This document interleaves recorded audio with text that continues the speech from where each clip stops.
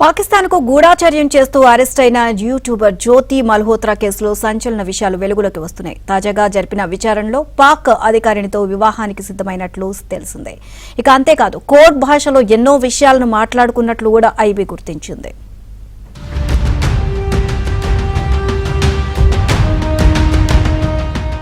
గూఢాచర్యం కేసులో అరెస్టైన యూట్యూబర్ జ్యోతిని ఐబీ పోలీసులు విచారణ చేస్తున్నారు.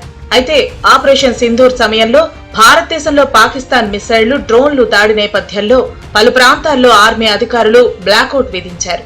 అయితే ఏ ప్రాంతంలో బ్లాకౌట్ విధించారనే సమాచారాన్ని పాకిస్తాన్ ఐఎస్ఐకి చేరవేసినట్లు ఐబీ గుర్తించింది. అంతేకాదు పాక్ లో వివాహం చేసుకునేందుకు ఆమె సిద్ధమైనట్లు తెలుస్తోంది. ఇందుకు సంబంధించి ఐఎస్ఐతో సంబంధాలున్న హసన్ అనే వ్యక్తితో ఆమె గతంలో చేసిన చాటింగ్ వివరాలు తాజాగా బయటకొచ్చాయి.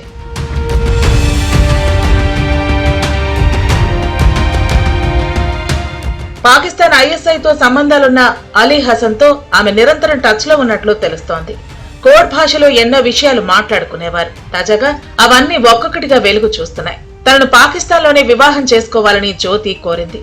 భారత్ కు సంబంధించిన రహస్య కార్యకలాపాల గురించి కూడా చర్చించారు. దీనిపై మరింత లోతుగా విచారణ చేపట్టారు. ఇప్పటికే ఆమె ఇన్స్టాగ్రామ్ ఖాతాను కూడా భారత్ లో నిలిపివేశారు.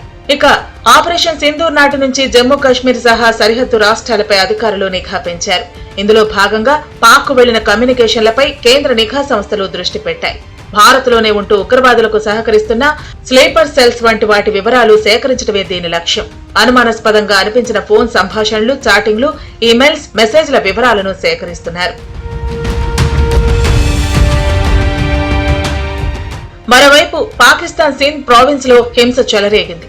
సింధ్ హోంమంత్రి ఇంటిని ఆందోళనకారులు తగులబెట్టారు. ఈ క్రమంలో ఆందోళనకారులపై సింధ్ హోంమంత్రి కాల్పులు జరిపారు. మోరో నగరంలో పోలీసులపైన దాడులకు దిగారు ఆందోళనకారులు.